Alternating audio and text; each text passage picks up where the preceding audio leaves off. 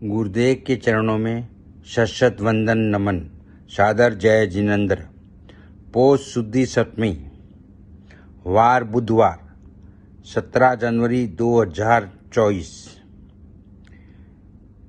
प्रेमानंद जी महाराज साहब ने आज बहुत ही गंभीर विषय के बारे में बताया है कि आपके जो भी संतान होगी उसके क्या इफेक्ट्स आप कर आएंगे और उसके कर्म का क्या इफेक्ट आएगा और आपने उसके साथ क्या कर्म किए हैं जिससे आपको सुख दुख भोगना पड़ेगा। अवश्य सुने। सादर जय जिनेंद्र। पतंजलि शर्मा जी, जयपुर से। महाराज जी, आपके चरणों में कोटि कोटि प्रणाम। महाराज श्री, हमारी संतान जो हमसे उत्पन्न होगी, क्या वो अपने पूर्व कर्मों के अनुसार शरीर मिलेगा या माता पिता के कर्मों के अनुसार? अगर माता पिता के कर्मों के अनुसार उत्पन्न होगी तो क्या सावधानी रखें? कृपया मार्गदर्शन करें। वो तो आएगा अपने ही कर्मों से, पर उसमें दुख और सुख का अनुभव तुम्हारे कर्म उसमें सम्मिलित होंगे। अगर आपने पूर्व में जो जीव पुत्र रूप में आ रहा है उसके साथ अभद्र कर्म किए हैं तो आकर के जीवन भर आपको जलाएगा, आपको दुख देगा। और आपने भद्र माने मंगल में कर्म किए हैं तो जीव पुत्र बन के आएगा, तुम्हें सुख प्रदान करेगा। अब यदि इस समय भजन कर लो भगवान का तो तुम उसके भी भाग्य को बदल सकते हो और अपने भी भाग्य को बदल सकते हो। ये भजन ही एक ऐसा कर्म है जो सब सुधार देता है।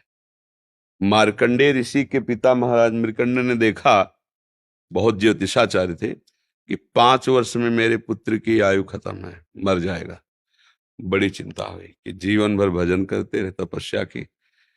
पहले प्राय हम सब ऋषियों की ही संतान हैं, रहते गृहस्थ में थे पर पूर्ण ऋषि तपस्वी मुनियों की तरह हम सब ऋषियों की संतान हैं। जब गोत्र पूछा जाए तो देखो नहीं बोलते भरद्वाज गोत्र, याज्ञवल्क, गार, हम सब ऋषियों की संतानें हैं।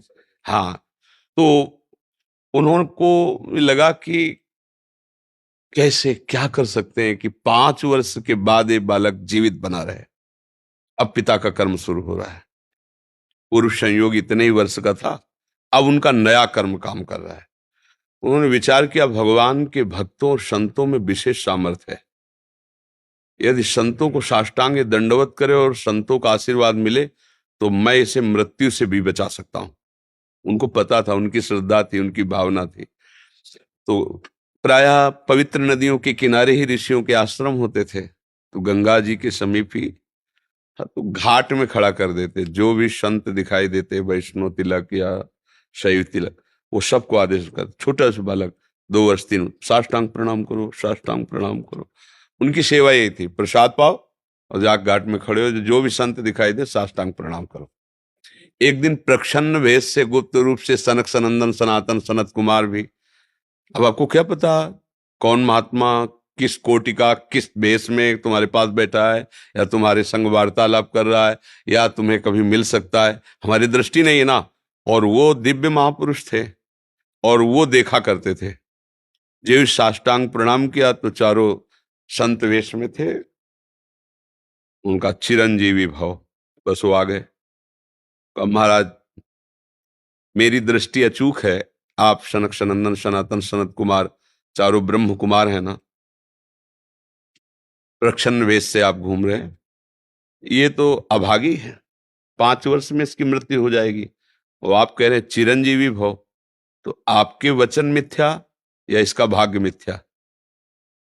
इसी बात में बैठे थे कि कोई ना कोई महापुरुष जब फंसेगा तो ये भाग्य को मिटा सकता है, साधारण थोड़ी मिटा पाता है, महापुरुष ही मिटा पाता है, उसमें सामर्थ्य होती है। तो उनका ठीक है, चिरंजीवी तो रहेगा ही। तुम्हारी ज्योतिष से तुमको पता है किस मिनट में किस सेकंड में मृत्यु होगी। उस दिन प्रातः से लेकर के और मृत्यु समय तक भगवान शिव के मंदिर में शिव का आलिंगन करके इसे बैठाल देना, बस फिर और हम देख लेंगे।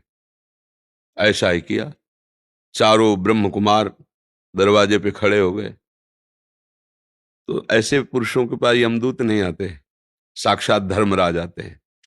धर्मराज ने देखा सनक सनंदन सनातन सनत कुमार, तो उनका इस जीव का समय हो रहा है, आप आदेश करें तो मैं इसे ले जाऊं। बोले मैंने तो चिरंजीवी भव कहा है। बोले ब्रह्मा के आप पुत्र हैं, ब्रह्मा के द्वारा ही विधान किया जाता है। तो इतनी वार्ता हो ही रही थी कि भगवान शंकर प्रकट हो गए। और उनका कि कुछ बदलना नहीं है, 5 वर्ष की आयु ना, हाँ 5 वर्ष रहे, मेरी आयु के 5 वर्ष रहे। भगवान ब्रह्मा जी एक सुई लेकर के ऐसे कमल में छेदे थे, आका 1 वर्ष हो जाता है। वो क्रम जब समय का नहीं, जैसे उत्तरायण दक्षिणायन देवताओं के दिन रात, ब्रह्मा जी का दिव्य 100 वर्ष का जो आयु का विवरण है ना, उसको जब पढ़ो तो होश खराब हो जाएगी। एक दिन में 74 मनु बदल जाते हैं, इंद्र बदल जाते हैं एक दिन में। और भगवान का समय, वो जो ब्रह्मा जी का समय, निमेष, पलक झपकना, इतने ब्रह्मा की पूरी आयु हो गई। 5 वर्ष उनके, आज तक मार्कंडेय जी जीवित है, उनको चिरंजीवी ऋषि कहा गया है मार्कंडेय जी का। अगर पिता भगवान का भजन करे तो अपने भाग्य और पुत्र के भी भाग्य को बदल कर जैसा चाहे वैसा कर सकता है। भावी मेट सके त्रिपुरारी। अगर भजन बल है तो फिर आनंद ही आनंद है, नहीं तो दोनों के कर्म संयोग से ही संयोग बनता है। तो तुम्हारे लो पुत्र रूप में आ रहा है। अभी हमारा आपका पूर्व जन्म का कोई संयोग तो आपको देखते ही चिढ़ पैदा हो जाएगी। आप ऐसे वचन बोलेंगे कि मेरा हृदय जलने लगे ये आदमी क्यों आया हमारे सामने।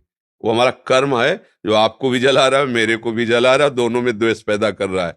और अगर अच्छा देखते ही ऐसा लगा कि मानो हमने बहुत समय से अपने प्रियजन को बाद में देख, ऐसा लगता है ये तो हमारे बहुत प्रिय, और देखकर आनंद है, आप जाओगे खुशी हुई, हमारा खुशी हुई, क्या हुआ। कर्म ही सबको दुख सुख देता है और कुछ नहीं। अगर कर्म को कोई मिटा सकता है तो भगवान का भजन मिटा सकता है, दूसरा नहीं। खूब प्रभु का आश्रय लेकर के उनकी लीला गायन करो, नाम जप करो, सब ठीक हो जाएगा। और गर्भस्थ शिशु को भगवत चर्चा सुनानी चाहिए, उससे प्रभाव पड़ता है।